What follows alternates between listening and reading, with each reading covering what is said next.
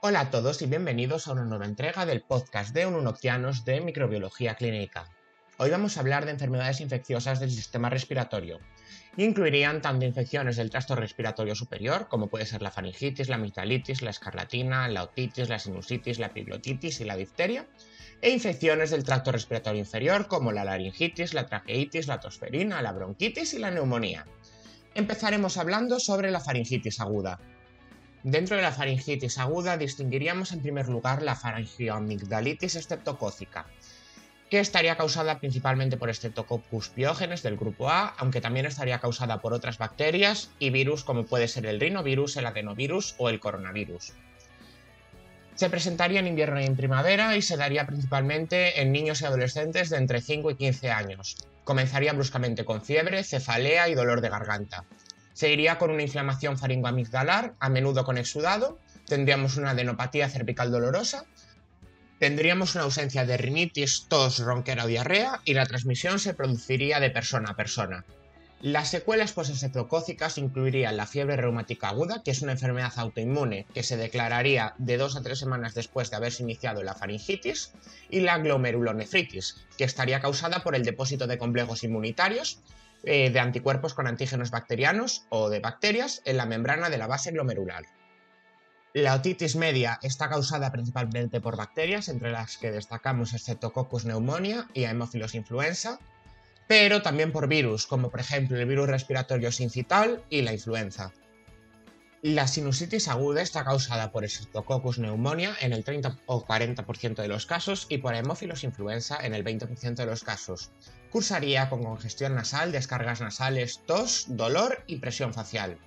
La epiglotitis está causada por Haemophilus influenza en el 95% de los casos. Sería una infección de la epiglotis y de los tejidos circundantes, que se daría sobre todo en la laringe y en la zona subglótica.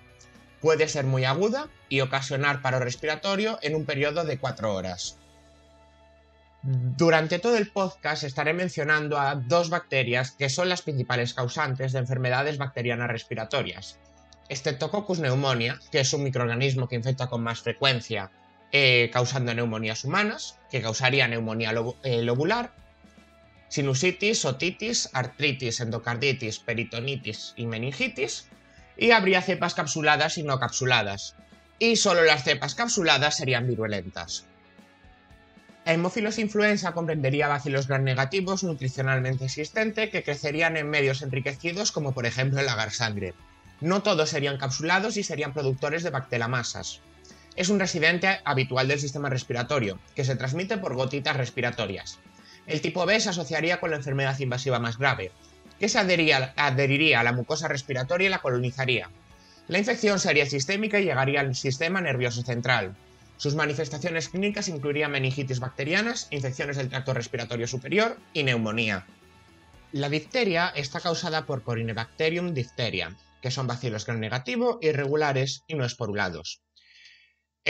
Tienen extremos redondeados en forma de maza y unas agrupaciones en empalizada o letras chinas. Se encontrarían en la piel, en la nariz, en la garganta y en la nasofaringe, y la transmisión también sería por gotitas respiratorias.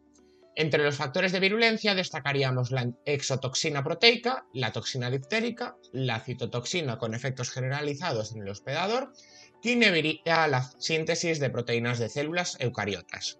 Sus manifestaciones clínicas serían, dado que esta enfermedad es potencialmente mortal, se iniciaría con una infección local en la garganta. Aparecería un exudado característico, grueso, adherente y grisáceo, que se conoce como pseudomembrana, que está formada por desechos celulares y productos inflamatorios. El exudado puede extenderse a las vías nasales y al tracto respiratorio, provocando asfixia. Hay diseminación de la toxina con afectación del corazón y nervios periféricos. El exudado puede extenderse a las vías nasales y al tracto respiratorio, provocando asfixia.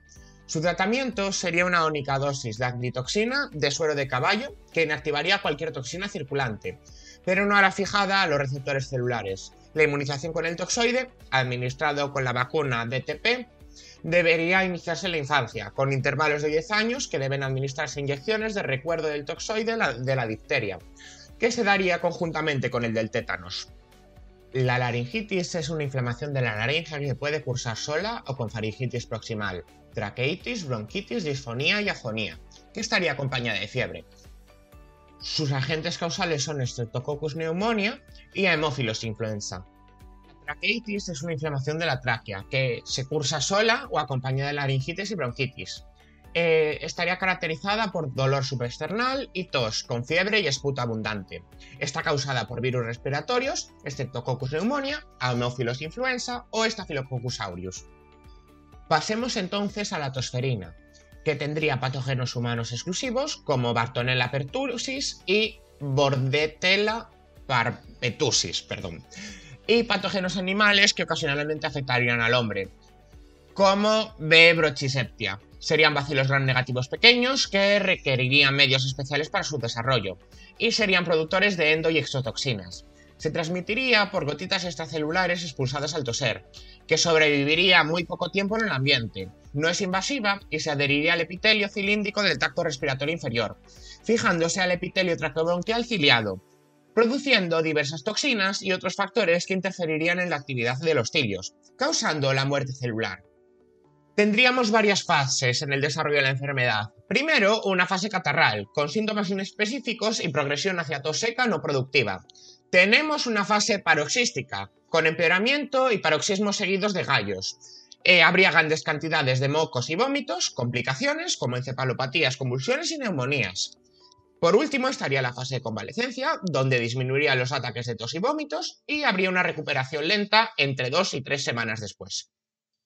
La bronquitis aguda es una inflamación de los bronquios que estaría causada por virus respiratorio, por S. neumonía, por H. influenza, por M. catarralis, por M. neumonía y por C. neumonía. La neumonía es la respuesta inflamatoria del parénquima pulmonar ante una agresión, que sería generalmente de origen infeccioso. Son más frecuentes y graves en individuos de edad avanzada, en niños pequeños, en pacientes inmunodeprimidos y en pacientes con alguna enfermedad debilitante.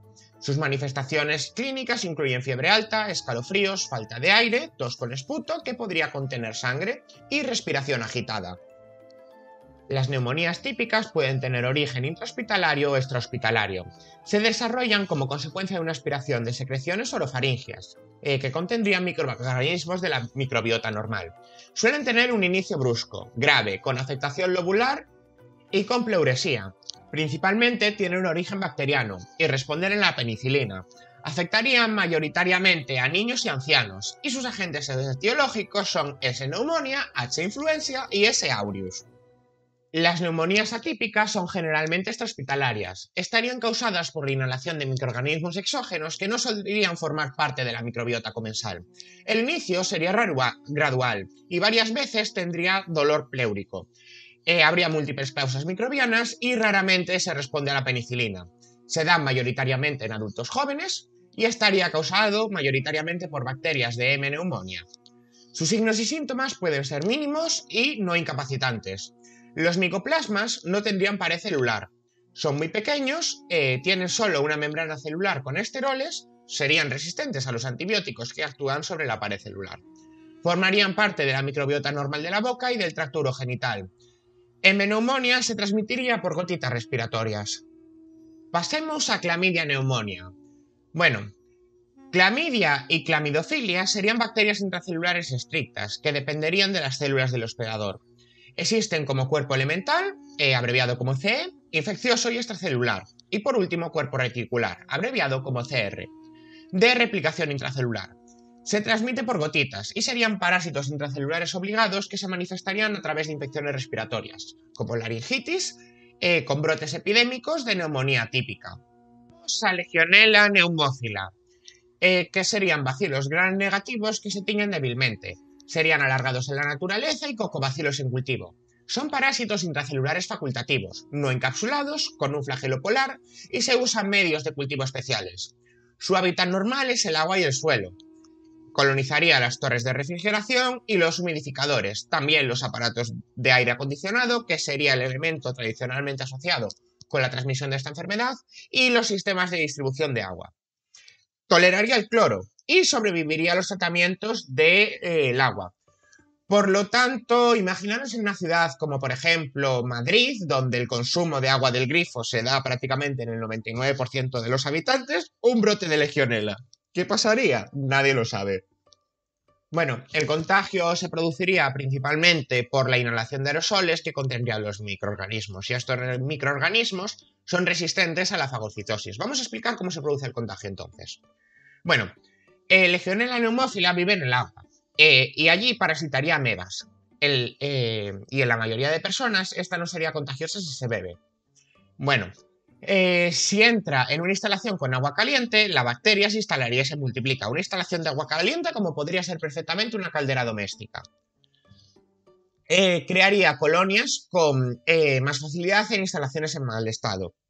Se expandiría en pequeñas gotículas que viajarían por el aire. Puede producir infección por inhalación y dependería de la variedad de la bacteria, la cantidad inhalada y la salud del paciente. Se reproduce dentro de los macrófagos, que serían células del sistema inmune, por su similitud con las amebas. Hay dos tipos de enfermedades: la fiebre de Pontiac, que sería leve, con síndrome febril agudo y que duraría de 24 a 48 horas, y la enfermedad del legionario, o conocida popularmente como legionela, que consistiría en una neumonía grave con filtraciones pulmonales que puede llegar a ser fatal. Esta neumonía tendría signos multisistémicos. Habría unos factores predisponientes, como sería la inmunodepresión, el tabaquismo, el EPOC, o sea, la enfermedad pulmonar obstructiva crónica, y el alcoholismo.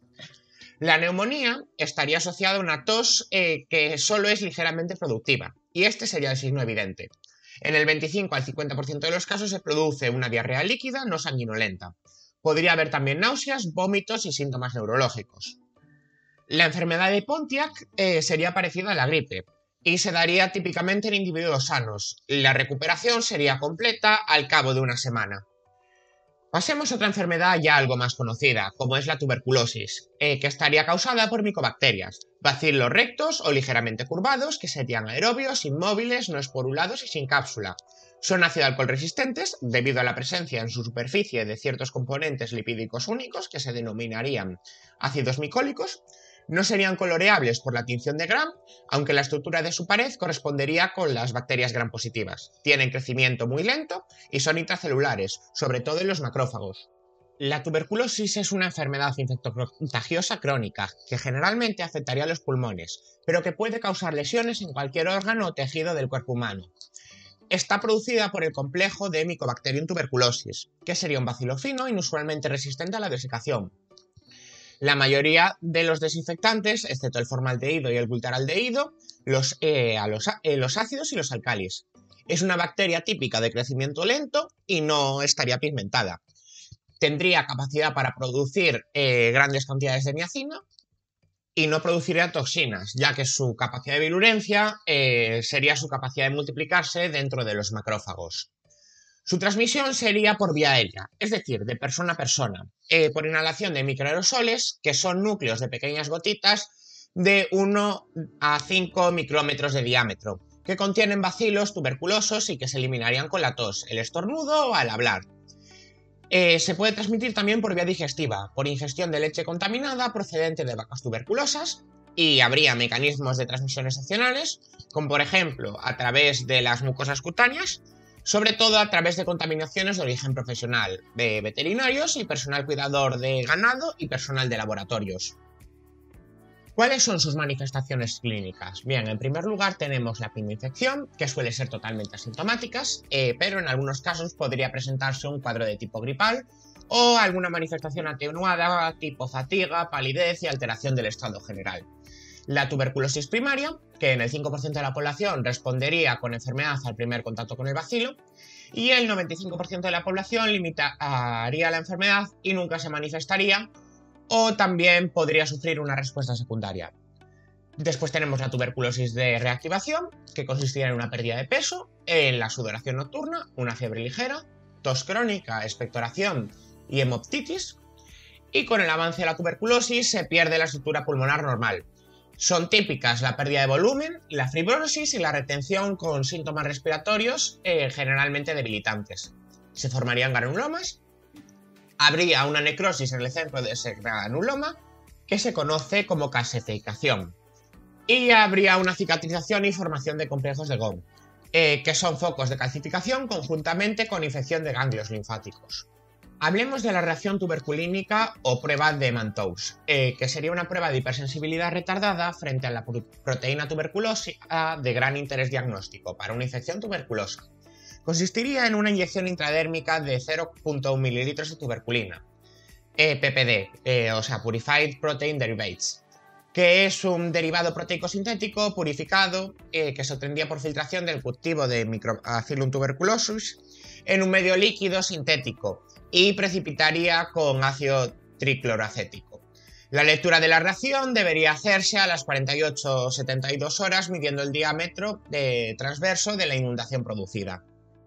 ¿Y cómo se trata la tuberculosis? Pues a través de algo llamado terapia combinada, que incluiría la isoniazida, la rifampicina y el entambutanol. Con la finalidad de evitar la aparición y selección de mutantes resistentes, debido a que las micobacterias se multiplican lentamente y pasan por largos periodos de inactividad metabólica, se requeriría un antibiótico antimicrobiano prolongado. Esto traería como consecuencia una serie de problemas, que sería el abandono por parte del paciente debido a su larga duración y una toxicidad, dado que podría provocar hepatitis por la isoniazida y por la rifampicida. La isoniazida también originaría una neuropatía periférica que puede prevenirse y es reversible administrando piridoxina, que sería vitamina B6. La tuberculosis, pese a haberse descubierto hace un montón de años, sigue siendo la enfermedad infecciosa más importante. Por último, mencionaremos micobacterias ambientales o atípicas, que pueden causar infecciones pulmonares como Mycobacterium kansasi, úlceras cutáneas y de tejidos blandos como Mycobacterium marinum y Mycobacterium ulcerans, infecciones generales como Mycobacterium aium intracelulare en SIDA e infecciones oportunistas como Mycobacterium chelonia y Mycobacterium fortuitum. Cambiemos de microorganismo y pasemos a las infecciones respiratorias de origen vírico. Tenemos en primer lugar a los adenovirus, que son virus de ADN que causan brotes de infección en el tracto respiratorio inferior, especialmente en lugares que estarían hacinados. Producen infecciones respiratorias, conjuntivitis y diarreas, pero presentarían evolución benigna. Se transmitirían por contacto directo, aerosoles, secreciones respiratorias, ruta fecal-oral, agua, fomites e instrumental ocular. Los rinovirus pertenecerían al grupo de los picornavirus. Son virus de ARN no envueltos con cápside icosaédrica y son el principal responsable de infecciones de vías respiratorias altas no complicadas, como podría ser el resfriado. Se transmiten por aerosoles y manos contaminadas. El virus respiratorio sincital o VSR es un virus de ARN responsable de la bronquiolitis, que causaría una infección nosocomial que se transmitiría por aerosoles, fomites y de persona a persona.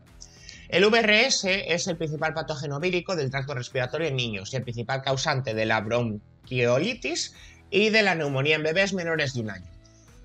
También causa neumonía típica en niños pequeños, un síndrome gripal en adultos y bronquiolitis grave acompañada de neumonía en ancianos.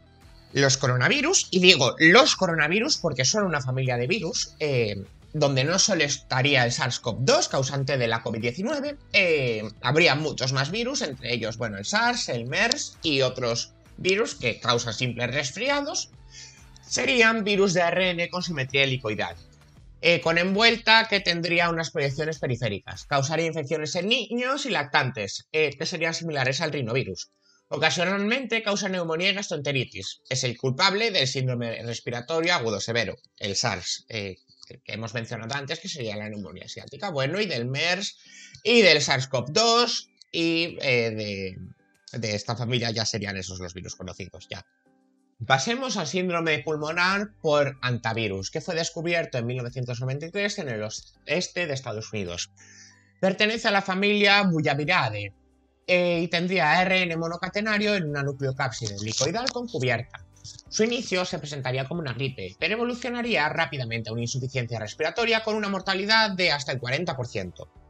El virus de Hendra es una infección respiratoria cerebral que se transmitiría por contacto de gotas aéreas del huésped intermediario, que sería el caballo. El reservorio sería el murciélago. El henipavirus sería un nuevo género. El primer caso se dio en Australia e iniciaría como una gripe o neumonía grave, con una insuficiencia respiratoria o meningitis aséptica monocostal, y tiene una elevada tasa de mortalidad. ¿Cuáles son las principales manifestaciones clínicas de los virus respiratorios? Tenemos en primer lugar la bronquiolitis, que sería una infección de los bronquios caracterizada por sibacias y hiperinflamación de los bronquios. Los virus implicados serían el VSR, los virus paragripales, los adenovirus y los rinovirus. Incluirían sibilancias agudas, retracción de la pared torácica, fiebre, rinorrea, tos, taquiapnea y dificultades respiratorias. El resfriado común estaría causado por rinovirus, por coronavirus, por virus gripales, virus paragripales y por el VSR, aparte del turmasvirus. Incluiría secreción nasal y obstrucción, estornudos, faringitis y tos. La fiebre sería mínima, excepto en niños, y causaría enrojecimiento y goteo nasal. La laringotraqueobronquitis o croup es una enfermedad vírica común en niños. Estaría causada por virus paragripales y gripales, por el virus de sarampión, por el VSR, adenovirus, rinovirus y enterovirus. Causa un pródromo de 2 días con rinorrea, faringitis, tos áspera y penetrante y también inspiraciones estridentes. Pasamos ahora a un más que conocido virus de la gripe, que sería un ortomixovirus, o sea, un virus de ARN.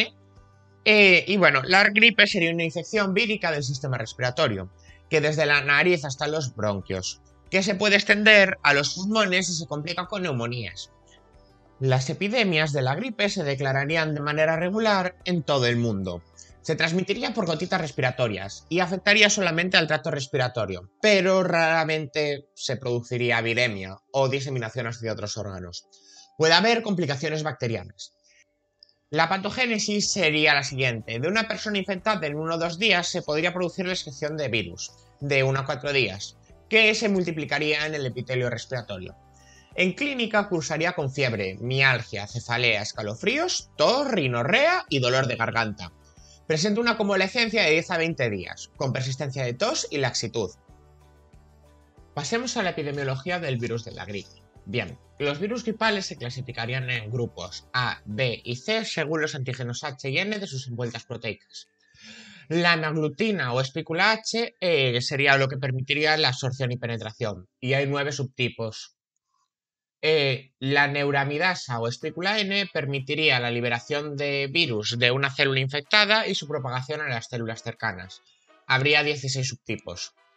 Las variaciones antigénicas suponen cambios en la composición de las proteínas superficiales, que permiten que el virus evada la respuesta del sistema inmune del individuo. Las variaciones antigénicas pequeñas se denominarían deriva genética, y las variaciones grandes cambio antigénico. Las variaciones antigénicas se producen anualmente en el caso del virus de la gripe A, con menos influencia en el B y no se han demostrado en el virus C. El cambio antigénico supone la alteración del genoma de cepas diferentes, incluidos los virus de animales, pero solo en la gripe A. La deriva antigénica hace que la vacuna pierda eficacia contra los virus que circulan años después, pero estos podrán eludir más fácilmente los anticuerpos inducidos por el individuo contra los antígenos de las cepas primitivas. Por ello, no hay una vacuna antigripal a largo plazo, y cada año se emplearían vacunas polivalentes contra las 3 cepas más importantes en circulación. Pasemos ahora a hablar de infecciones respiratorias raras. La actinomicosis estaría causada por bacterias anaerobias pertenecientes al género Actinomyces, que serían gram positivas. Presentarían desarrollo lento, son capnófilas y requieren medios de cultivo enriquecidos. Son filamentosas y ramificadas, que fácilmente se fragmentan en bacilos delgados. Presentarían vida libre en el suelo, como en el caso de Actinomyces israeli y Arancia propinica. Las melidosis están causadas por Nurrelogeria pseudomyai o algo así, habitante del suelo. Produce afección cutánea, pulmonar y general. También causaría una infección purulenta aguda o crónica y o bacteriemia aguda. Vale, a continuación vamos a hablar de los géneros Burkholderia y Ralstonia, que serían bacilos gram negativos, rectos y aerobios. Todas las especies, salvo Burkholderia mayelis, son móviles. La infección se transmitiría por inhalación y provocaría neumonía. Pasamos a hablar de micosis generadas con manifestaciones pulmonares, que se presentaría con la infección respiratoria causada por encocidomicosis e histoplasmosis. La aspergilosis se produce por inhalación de A. fumigatus, A. niger y A. flavus. Su desarrollo se asociaría a pacientes inmunocomprometidos.